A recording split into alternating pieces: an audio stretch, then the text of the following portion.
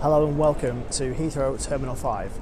We're at the British Airways terminal, and today we're going to be flying on British Airways Flagship route, London Heathrow to New York's JFK. I'm really excited about this one. This is my first long haul flight and we're going to be going on a Boeing 777-200ER. Let's kick off this video by checking in via the BA app. I tried to retrieve my boarding pass, but unfortunately I was blocked time and time again. I had a good idea as to why. The app stated that additional security checks were required, meaning I'd have to get a paper boarding pass at the airport. First stop then, the automated check-in machines at Terminal 5, which are really easy to use if you don't have a bag to check in. Boarding pass printed, my fears were realised. The dreaded 4S, or Secondary Security Screening Selection. Security was quick and no trouble, and I was soon airside. With my basic economy ticket, I don't get any lounge access, however, I had a spare ticket to the Aspire lounge. I arrived at 15:50, 10 to 4, and to be honest, I wish I hadn't have bothered. The lounge was absolutely packed. I found a table to share right at the far end of this awfully narrow L-shaped lounge. The seat was fine for the half an hour that I spent here, and it featured plenty of charging points. Just look at how tight this lounge is. There really isn't much room for people to pass, with suitcases, or for the catering staff to get past with trolleys.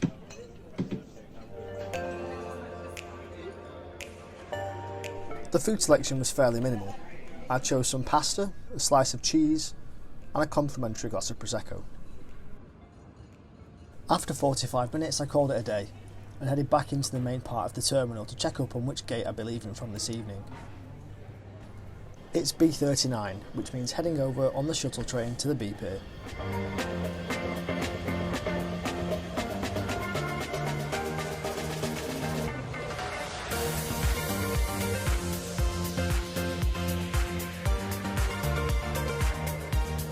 Given my special security screening, I approached the desk before boarding was announced, showing the gate agent my boarding pass. He took my boarding pass and my passport, and I waited for the security team to arrive. Here's my ride. Golf Victor India India November, a 21-year-old 777-200ER, delivered brand new to British Airways back in 1998, which is the same year that I started school. Once security arrived, a group of us were ushered downstairs into a small holding area just beneath the gate, and called one at a time to get our bags searched and to power on our electronics. The process was pretty straightforward, and nothing like what I'd read online. Perhaps if you get the 4S coming back from the US, it's a little bit more intimidating. Being searched means boarding first, so it's not all that bad. I headed down to the aircraft before being held up for some boarding, not boarding, as the aircraft wasn't quite ready yet.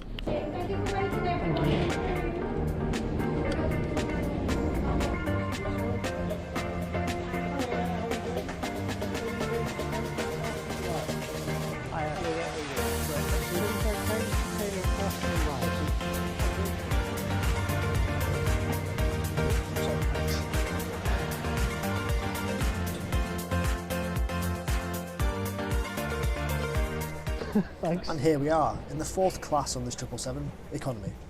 Headed towards the back to find seat 35K. Ta-da. Oh.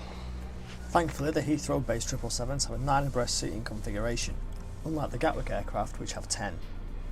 The seat width is 18.1 inches versus only 17.2 on the 787-8, and for comparison, Ryanair offers 17 inches, making this 777 a pretty comfortable ride all the way back here in economy. Now, why did I choose 35K? Well, take a look at this seat map on the British Airways website. If you want to reserve a seat, the cheapest ones are in the middle, somewhere nobody wants to sit. I booked row 35 as it's as far forward as you can get for a window seat for the lowest possible price, only £31 all the way to New York. On the seat you'll find a pair of in-ear headphones, an itchy blanket, and a tastefully designed pillow. If you're in the window seat like me, the IFE box does get in the way of your feet, and this means you can't really put anything under the seat in front of you. You can, however, cram your stuff in between the wall of the plane and the seat. The middle seat has no obstructions, and the aisle seat has the same problem as the window, although given there's no wall, there really isn't anywhere to store your bag or anything else under the seat in front. As you can see, there's plenty of space. There's USB power but no universal plug socket, and the headrest is adjustable vertically, although with no adjustable sides. The tray table folds down in two, giving you space in flight when you need it.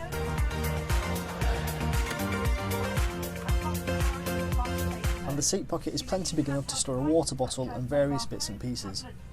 The cabin did soon fill up, and I was soon joined by a middle and an aisle seatmate.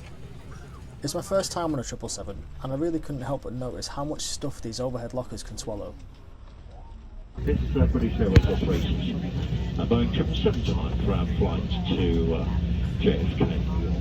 I believe everybody's now on board. We're just closing the last couple of doors up. Schedule's in 5 minutes. We're looking good to make schedule, and with a flight time of 7 hours and 40, that's also looking good for a pretty close to scheduled arrival into JFK later this evening, where the weather is not dissimilar to here actually, around about the same temperatures and a northerly breeze for our arrival. Pushback was dead on time at 6 PM, and we taxied out to the opposite end of the airport, lining up for takeoff on runway 27 left, 20 minutes later.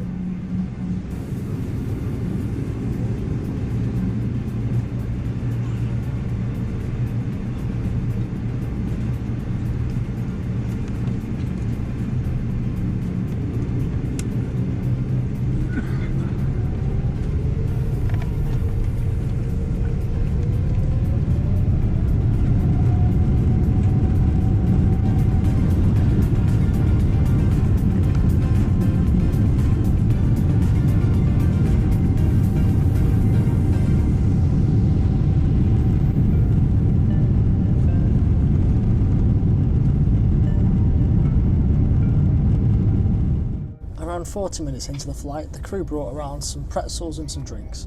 I chose a Diet Coke, and I also chose to have a wine with my meal, which would be served later on. And here's the meal tray.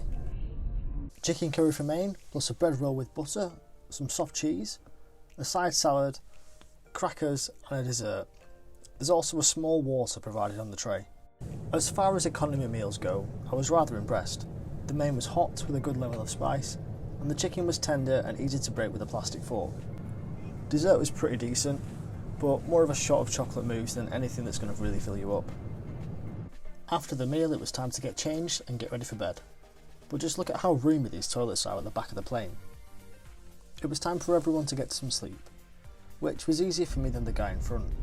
Despite the efforts of the crew in dismantling his seat and putting it back together, they couldn't get it to recline, which means that fortunately for me, I had a lot more room than most people in economy. I slept for about 3 hours before waking up about 90 minutes outside of New York. The cabin was really quite warm, which was nice, but I did miss not having an air vent to regulate the temperature around my seat. The pre-landing snack was a welcome sight, with just over an hour to go. A coronation chicken sandwich and a much needed chocolate bar.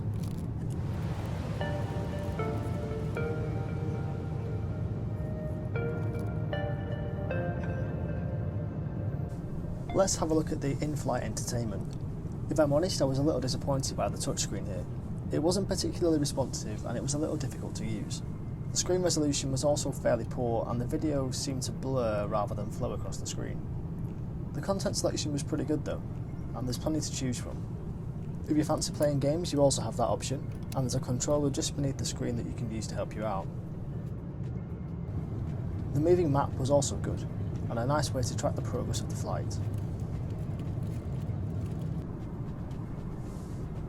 The screen was also adjustable, should the seat in front of you recline. Before we land, how much do you think I paid for this flight? Well, I booked a return trip just 3 weeks before I travelled. Booking direct with the airline, I chose an economy basic fare, which means I should board last and only get a cabin bag, with no checked-in luggage. BA introduced this fare type to compete against low-cost carriers such as Norwegian. The only tangible difference is the checked luggage exclusion. I paid £310 flying out on Thursday and returning Monday night. Most of this covers taxes, charges and surcharges, meaning the actual fare paid was only £44 return, which I think is exceptionally good value for money. We landed into a very wet New York JFK on runway 22 left after 7 hours and 40 minutes of flying. The local time in New York was 9 PM, or back in London, 2 AM.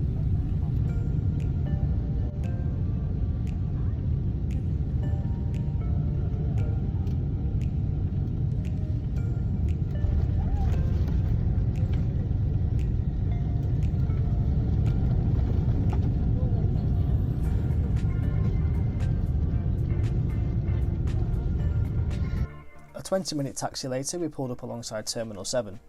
before stopping just shy of the gate and having to get a toe-to-toe as the rest of the way in. Does anyone know if that's a regular thing at Terminal 7, or whether it's just the gate that we ended up on tonight? Hello ladies and gentlemen, it's the captain. If I could ask you just to stay seated for the moment, please. I know we've shut our engines down. The reason is that it's quite tight here on the ramp, this part that we're parked on. So air traffic have advised us to stop short of the gates, and then a tug is going to come up and attach the aircraft, and then we're going to get pulled onto stack for the last part of the journey. So if I could ask you just to stay seated for the next couple of minutes as that procedure takes place, and then when we turn the seatbelt signs off, you're on your way. Thank you. 5 minutes later, and it was time to disembark and head on to Terminal 7 at JFK. Now, immigration was painfully slow, and it took me well over an hour and a half to get through. There were only 2 immigration desks open, out of at least 10 that were available. I'd really recommend building in around 3 hours, just in case immigration was worse than what I experienced.